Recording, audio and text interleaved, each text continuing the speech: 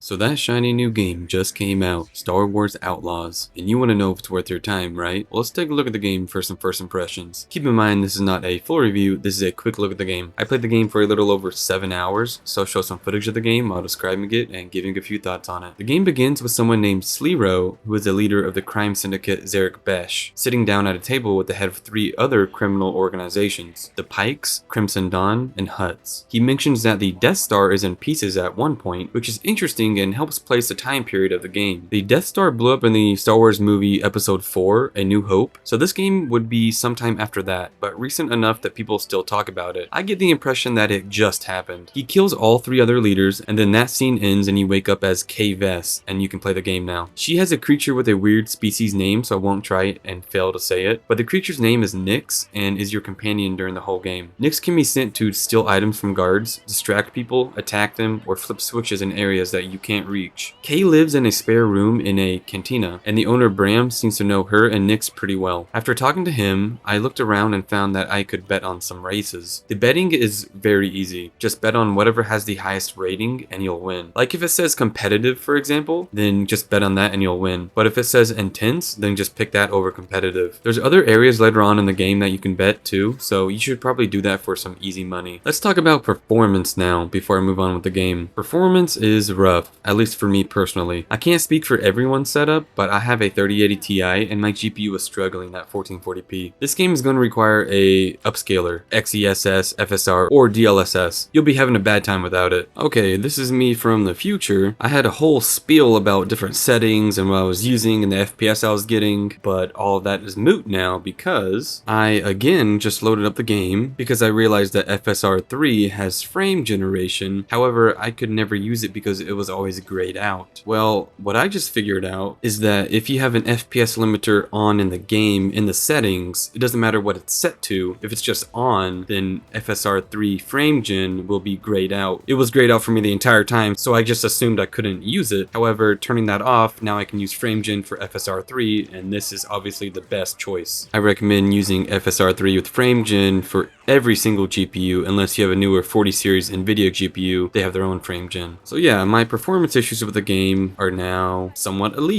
If only I knew I had frame gen the whole time, I just had to turn off the FPS limiter. Oh my gosh. After talking to Bram in the beginning, you can walk around and explore a little bit, but you need to talk to someone to get a data spike, which is what you use to open locks. Since I played on mouse and keyboard, I'd listen to the rhythm of it, and then I'd click on my mouse to match it and unlock the lock. I haven't played a game with this type of lock system, so it's pretty interesting. You have a grappling hook and can climb on ledges and some walls or cliff faces. Some sections of this game have a lot of this climbing and others have none at all. For combat, Kay has a blaster pistol, which later can be changed to ion so that it's better against shields and droids. You can change that setting on the fly as well, so you could go back and forth mid-battle. There's also another setting for the pistol, but I haven't unlocked that one yet. She doesn't have any other weapons besides grenades and melee, and she can pick up some weapons. I've picked up a rifle, grenade launcher, and a sniper, but after using them for a little while, she'll just drop them and then use a pistol again. You can't store or take any guns that you pick up with you. Also about the grenades, they're useful, but I kind of forgot that I had them. The pistol worked good enough for me in pretty much all situations so far. You can dodge, but I didn't ever really need to dodge, so I kind of forgot about that and the grenades. When you're low on health, there are vials that you can take to fill it back up, but you can only hold 2 of them at a time. Luckily, enemies drop them pretty often. So Kay is getting pursued and then takes a job with some people to both escape her pursuers and then make some money. However, guess who they're going to steal from? Slero, from the beginning scene where he killed everyone. Kay's job is to get into the vault. One thing that you learn while breaking in is slicing. You need to get the correct 3 symbols in a row, and it's very easy to do so. So when you break into the vault, there's no money, it's just a guy. Kay is understandably upset and tells Dinian that she wants her money now. They say that they will pay her when they're all safe, but Kay wants it now. Dinian is in a hurry though because of an alarm going off, so she just shoots Kay and knocks her out. Kay wakes up in Slero's vault, and there he is. With the help of her pet Nyx, though, they escape and steal his ship. Her ship ends up getting shot, and then she crashes the ship into a planet. The ship is broken, but right as she opens the door, there's someone named Waka being chased by people shooting him. It just so happens that he's a mechanic. What a coinkydink. Kay decides to follow his advice and look for work in the city to pay for ship parts. You get to drive a speeder for the first time, but over the course of the game, I kept hitting stuff and flying off. So the city is divided into main areas everyone walks, and then the 3 different areas that are owned from 3 different crime organizations: the Huts, the Pikes, and the Crimson Dawn. You can improve or worsen your relationship with each faction, and and if you're in good standing, you can freely walk into their areas without being stopped, and you have more opportunities with them as well. There's a lot of people here that you can do jobs for, as well as various side missions. Also, there's a few shops. You can sell the junk that you collect, and then you can buy materials that you need. I also found a shop selling some clothes, but there was only one item in each category. There's several missions I did where it was all stealth or primarily stealth. Stealth is probably the best thing to do in this game, even if it's not a stealth mission, as K isn't a tank and enemies will run over from other areas. If you're doing any missions against the Empire specifically, you want to be stealthy for sure. Those guys just keep on coming. You'll frequently be leaving the city and going out into the countryside to do missions, and then returning to the city. I spent most of my time in this game right here on this planet going back and forth from the city. There's a lot of missions to do here, and there's side missions that you can do, or just random missions that you can find while out and about. Inside the ship, you can change clothes at the wardrobe or use the workbench to upgrade your pistol. At a certain point in the game, when you have the ship repaired enough to leave the planet, you can go to the cargo hold and open the crate in there to receive any pre-order bonuses that you got, or any skins from the various editions. There's something called abilities, which you can unlock by doing various tasks. For example, to do more damage to enemies that are unaware of you, which is an ability that you can unlock, you have to blast down 5 distracted enemies and then complete an infiltration contract. So after a very long time on the planet doing missions, I decided to finally leave. Taking off and landing is all done via cutscenes. You can fly in space though, so that's nice. Personally, it felt weird on mouse and keyboard to fly in space, so I used a controller only when I was in space. When you leave to space for the first time, it's a mission where you infiltrate an Empire space station, and I thought that was so sick. I love seeing stormtroopers and the iconic interior that's so similar to the movies. After that mission in space, you return to the planet that you've been on for so long. You'll be doing a lot more missions here. There's also a card game called Sabacc, and there are a few missions for that, as well as just playing people in general. It's actually really fun, and I liked playing it. You need to have 2 matching cards, and the person with the lowest numbered matching cards win the round. There's more to it than that, but I really liked it. Eventually, after playing through the game, there's a betrayal that frankly I did not see coming at all. The mechanic, Waka, turns against you. He seemed so passive that it was out of nowhere. I think I actually said out loud, "What?" He was so forgettable that I just did not expect that. He died like 2 seconds after though, so it doesn't really matter. And he repaired your ship before he died, so good on him. After all that, Kay decides to leave the planet, but when she gets to her ship, there are 2 people in it. One is named Jalen Varax, and he's with a robot named ND5. Jalen wants you to help him rob Slero, you know, the guy that you just robbed, but this time for actual money, Beskar ingots. ND5 has a list of crew members to recruit, and this is when I got off the game, right as me and ND5 were leaving the planet to find the crew members that we will need. I find the game and its story to be pretty fun to play through. The speeder is fun to drive through large open land and especially on water, but dang, I kept hitting stuff. The ship in space and the battles are neither good nor bad in my opinion. The space battles aren't anything amazing so far, but they're not bad, I guess. The real meat to this game is being boots on the ground and exploring the land while doing missions. If you're a Star Wars fan, then this game is a no-brainer. Anyways, I really like this game, and you bet I'll be getting right back on after I'm done making this video. Though that's my personal opinion. Whether or not this is your type of game, I'll see you on the next one.